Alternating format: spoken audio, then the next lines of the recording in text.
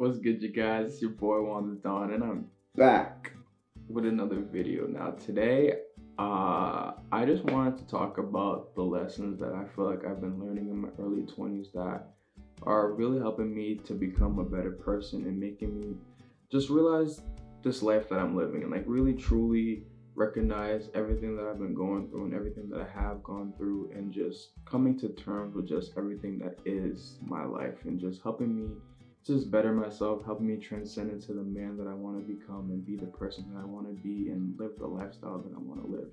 So, first and foremost, I feel like the most important lesson that I feel like I've learned in my early 20s is just the fact that my decisions were never really my own. Yes, in life, like when you're born, you don't choose who your parents are, you don't really choose what country you're born in, where you grow up, what school you go to, what you learn in school, stuff like that.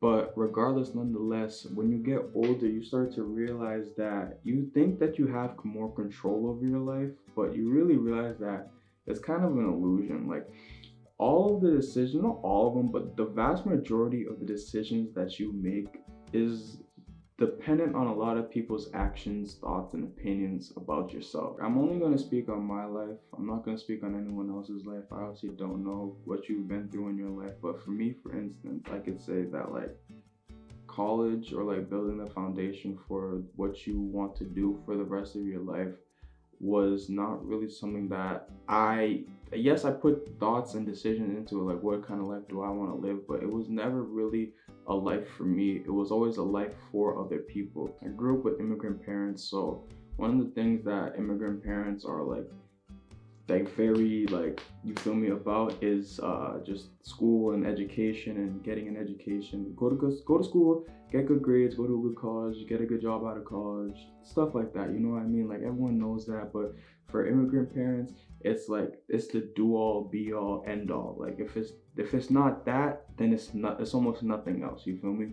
So after high school, you sat down with a guidance counselor, and instead of them asking you what do you see yourself doing with your life, they ask you what college are you going to, and it's like, yeah, in a sense, like I guess they can help. They're trying to help you to better yourself and better your life, but it's like that's not really like it's the decisions that are not really yours. It's always decisions that other people put onto you.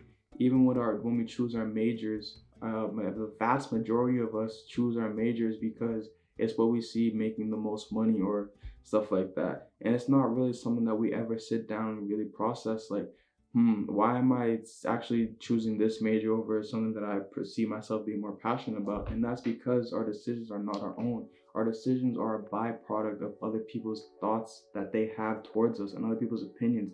And it's real. Like until you sit down and really realize that like other people's opinions have put you in a position that you're in right now, you don't really realize that. And it's scary because it's like what have I been doing with my life, bro? Like seriously, like up until this point, and especially like I could go on forever. Like growing up playing sports, I was always the tall kid, like always the tall kid. When people saw me, they was like, "Oh, you play basketball, you play da da da."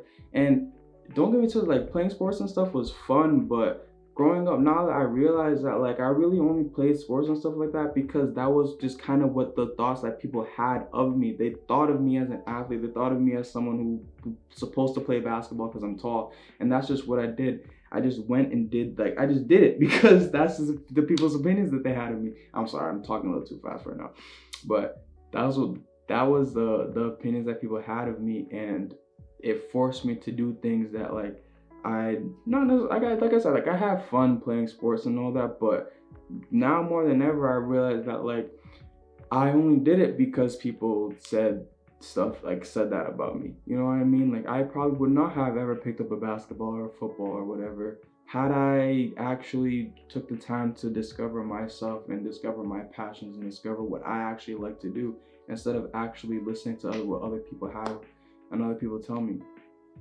And it's like I could literally go on forever. Like people go to a restaurant, they sit down and eat food that they don't even necessarily enjoy because it's like everyone in the table was ordering burgers, so it's like, I kind of order a burger, whatever the case is.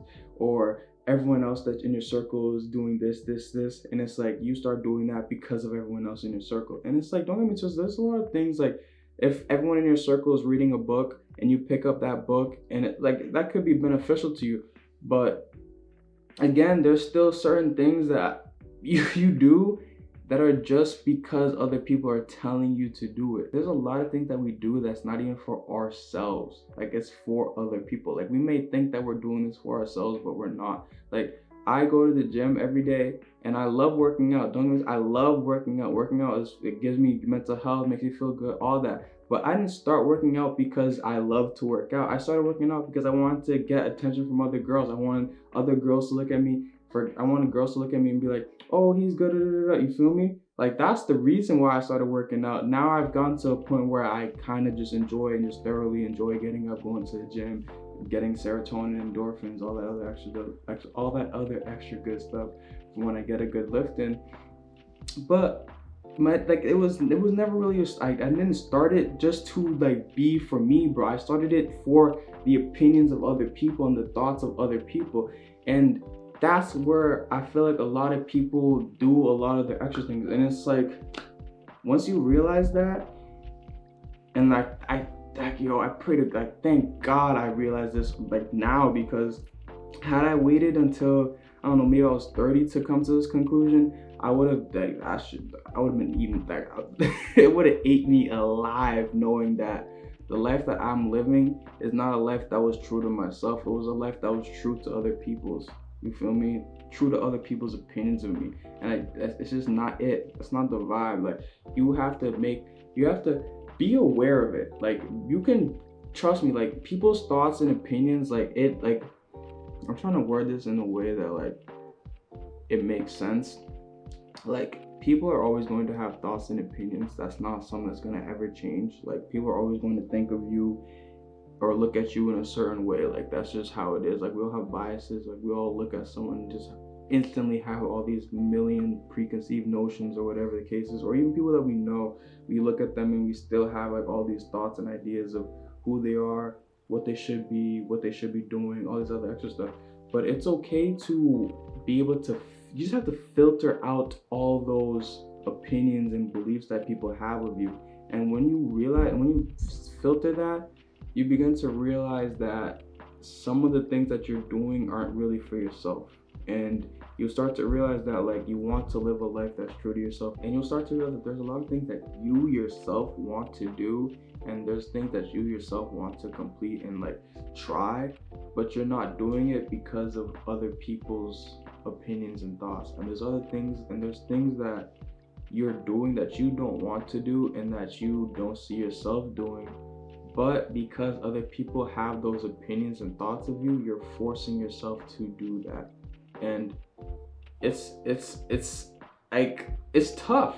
Like, you know what I mean? Like it really is tough. Like I'm not gonna sit here and pretend. Like it is tough, bro. Like to filter out people's opinions of you and to block them out, like it's hard. Like it's not easy. Like it's not something that you could just wake up and do. It is, but it's not something that it takes practice. You know what I mean? It takes practice to block out people's opinions and not really care about what other people think. You can't let yourself down anymore. Like you really can't. Like I've been thinking about just all the things that like, I don't know, bro. Like I've let myself down so much that like I can't do that anymore. Like I can't let other people's thoughts and opinions dictate and affect the life that I see myself living.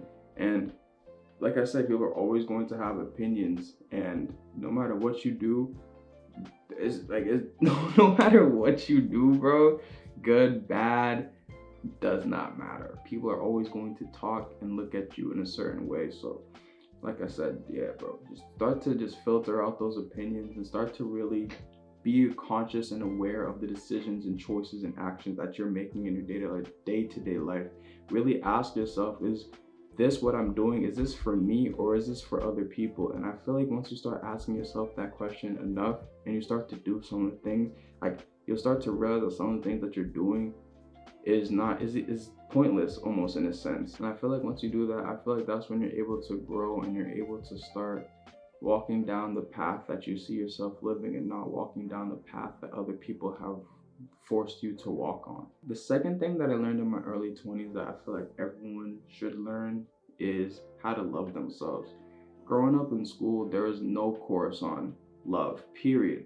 Not even self-love, none of that. Like, none of that. Like, you had the closest thing we had to like was like to love was health class, and the health classes taught you about like how to reproduce. It didn't teach you how to love yourself, how to love other people, how to, you feel me, deal with the emotion of love, because love is a very powerful emotion that I feel like we all deal with, and we're not taught how to deal with it. Like, we're just not taught how to deal with it. And there's levels to love. There's self-love, loving for other people, love for the things that we like, things, you feel me, like addiction is a part of love. Like, we love certain things because we're addicted to, oh my god, bro, like thinking about it just gets me so mad, the fact that we're taught how to take notes. Like, we could, like, bro, you sit down, bro, I could take notes on any, 2 column notes on anything, CCQs, all this other extra dumb stuff, bro, how to highlight a book, how to quadratic equation, graph things, all this stuff, but I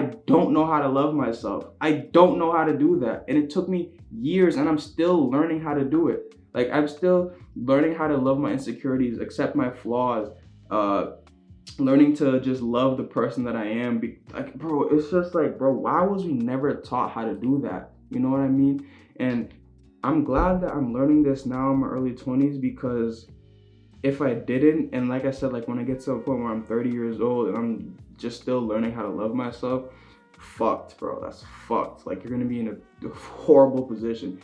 Not learning how to love yourself puts you in a place where now you're searching for love for other people, from other people, and searching for love from other people is not just not good. Because one, let's say you find someone who likes you, right? You talk or whatever, go have a couple of dates, and everything's vibe, everything's chilling. Once that person falls out of love with you, or they get to a point where it's like your company isn't, like, they don't value your company anymore, it's like now you just spiral into a deeper part of like you not loving yourself, because you were looking for that love for somebody else, and once you lost it, you kind of lost the love that you had, and that's horrible. It's not funny, but it is. Like, that's horrible. Like, to even have to consider that fact, bro. Like, to lose love is tough. And especially if you don't have that foundation of self-love for yourself, once you lose that love, it's gone, bro. So you have to build that foundation of self-love. And that's a separate video for a separate day. Like, I've obviously, like, from where I've been at to where I am now, I've definitely learned to love myself, but there's still, I feel like, a lot of room and improvement that I have to do to get to the point where I can look in the mirror and be like, you know what, Vaughn, I love you. You feel me? And it's like, it's the truth, bro. Like, as sad as it is, like, I still haven't learned to fully love myself. Like, I don't get me twisted. Like I said, like, I still am happy of the progress that I've made, and happy of the person that I've become. But from when I was to where I am now, I feel like I should have made some more progress, but it is what it is, because we just never learned how to do it. We never learned how to love. We never learned how to deal with mental health, depression, anxiety. Oh, bro, it's just, it gets me tight just thinking about it, because it's like, what are we doing as a people, bro? Like, what are we doing with our society, with our time, with our children, bro? Like literally, what are we teaching them, bro? Like, this shit is a joke, bro. Like, it's a joke what we're taught in schools. Like, we're not taught how to live a life, bro. We're not taught how to live.